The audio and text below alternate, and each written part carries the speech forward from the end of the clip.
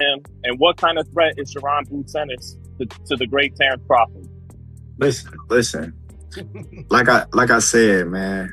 Of course, everybody know the competitive nature in myself, but I don't worry about coming back to prove anything, because me coming back and proving something to people that it doesn't matter, what never matters. For that being, they would say, "Oh, well, he only fought Xander," or they'll come up with some type of excuse. I'm gonna take some time off, spend some time with the family, spend some time with people. We ain't worried about what you guys saying. He retired. You know, we focus on task and taking over this division. We ain't worried about retired fighters. Yeah, y'all keep on going. No, but when you say, "Oh, he would knock Terence Crawford out," or Terence Crawford dugged him, or Terence Crawford ran, and that's why Terence Crawford retired, it just. Terence Crawford has finally responded to Jaron Ennis after that fearless challenge following the fight, and his reaction leaves absolutely no uncertainty. After Boots secured a dominant stoppage win over Xander Zayas, he immediately called out Crawford in front of the cameras without any hesitation. Crawford paid close attention before replying with the calm confidence that has become the trademark of his career. From his perspective, he spots weaknesses, recognizes opportunities, and makes it clear he is not impressed by what he has witnessed. Openings and opportunities that I'll have, because A, I feel like I punch harder than Xander. B, I'm way sharper than Xander. C, I'm way faster than Xander. So the shots that Xander was hitting him with and the shots that Xander couldn't capitalize because his speed wasn't there, I will be able to capitalize. And when I capitalize, everybody know I'm probably one of the best counterpunchers, there. Staying several steps ahead has always been one of Crawford's greatest strengths, and he believes that is what separates him from every other fighter, including Ennis. The challenge itself doesn't seem to concern him at all.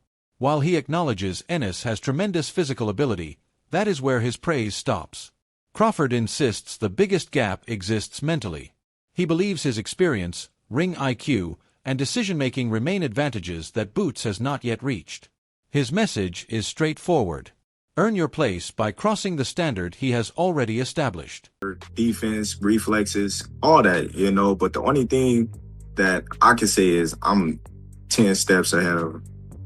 Like, I'm 10 steps ahead of him in smarts. And I think, that's where he'll get in trouble with, coming straight forward, trying to box me or trying to, think shot for shot. I just, compare myself, with a lot of great fighters. And everything intensified the instant Boots celebrated his victory over Xander Zayas and shifted his focus directly toward Terence Crawford. It wasn't presented as a respectful request or hopeful possibility. Instead, it came across as a direct challenge.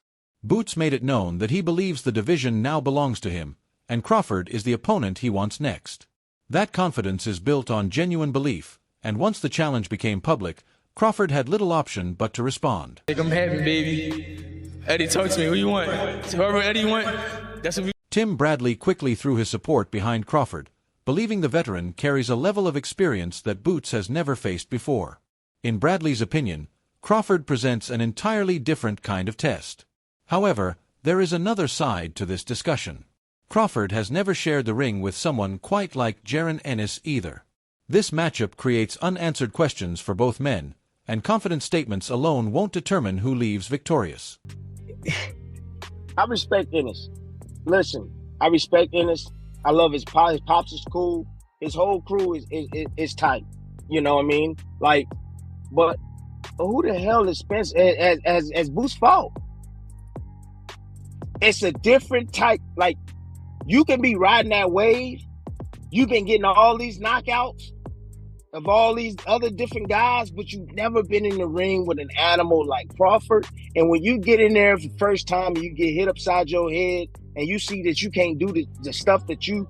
Bootsy Ennis views the situation from a completely different perspective. He believes speaking confidently during interviews means very little if negotiations never make real progress. According to him, Crawford has no problem answering publicly, but things become much quieter whenever serious discussions about making the fight begin. The Ennis camp says they have consistently pushed for the opportunity, while Crawford's team has been slower to respond. For Bootsy, actions carry much more weight than interviews ever will. That's what, you know what I mean? I said, yeah, well, if you want to fight, just let me know. That's just what Steven said, right? And they said, well, we'll call you later on. Never called them back. That's what happened. So they trying to say that we never turned the fight. I talked to Terence last night. We never turned the fight down. Even Danny Garcia has expressed uncertainty about whether this matchup will actually happen.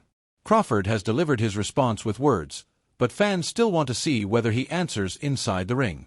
That unanswered question continues fueling debate throughout boxing. It's the familiar battle between a seasoned champion and an ambitious rising star. Crawford can continue emphasizing his superior boxing IQ, but sooner or later those statements must be proven once the bell rings. For it or not? I don't know.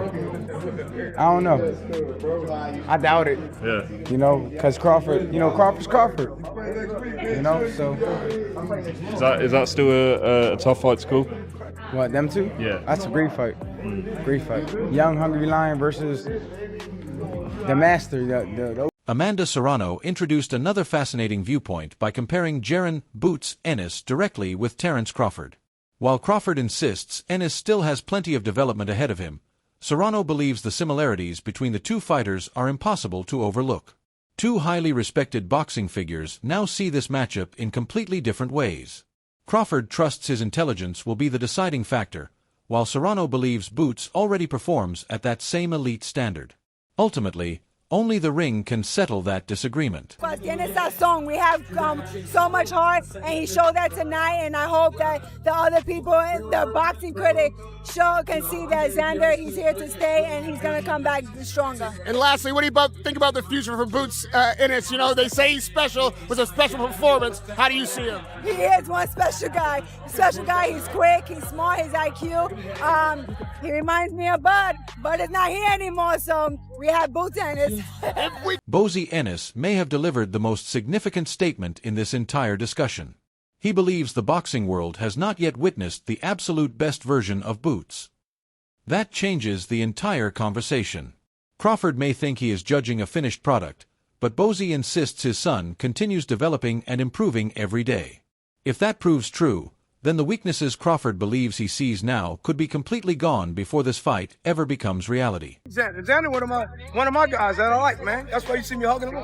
He's one of them top guys, man, to me. He's a good fighter, man. But I knew he couldn't do nothing with Boots.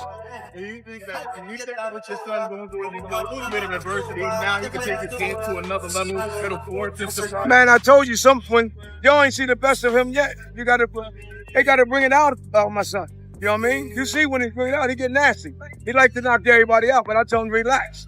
Got to relax. Teofimo Lopez has taken a much more balanced approach to the conversation. Rather than dismissing Ennis entirely, he believes there are certain openings that could be taken advantage of. That stands in sharp contrast to Crawford's unwavering confidence. Crawford insists Boots simply is not ready, while Lopez believes the matchup is far more complex than that. The real answer may exist somewhere between complete certainty and careful analysis. It's a knockout. No, but I'm saying like just of the fight, because it seemed like whatever I say, it's not that. It's just he wasn't ready, man. Whatever I say, it's not gonna benefit. Yeah, exactly. He should have. Congrats. Let's see him unified. Let's see. Well, he's unified now. Let's see him. Danny Garcia also highlighted the tremendous expectations resting on the shoulders of Boots Ennis. Becoming a multi-time world champion at only 23 years old already brings enormous pressure. Now Crawford is openly questioning whether he truly belongs at that level. Many young fighters would struggle under that weight. However, Boots has built his career by embracing difficult challenges. Rather than discouraging him, Crawford's remarks may have only strengthened his determination to silence every doubter. Don't go on your shield. That's why people want to see young fighters fight, because that's the type of fight you're going to get. They don't want to see older fighters who just fighting for some money. They want to see that. They want to see somebody get hurt. Crawford insists Boots is still not ready. Yet Ennis recently reflected on a difficult round against a world champion by describing himself as calm rather than hurt or overwhelmed. That level of honest self-assessment demonstrates remarkable composure under pressure. It's the same mental discipline Crawford often describes as one of his greatest qualities. Boots has consistently shown he can adjust during fights, stay composed, and remain committed to his game plan. That makes Crawford's remarks sound just as much like psychological tactics as genuine criticism.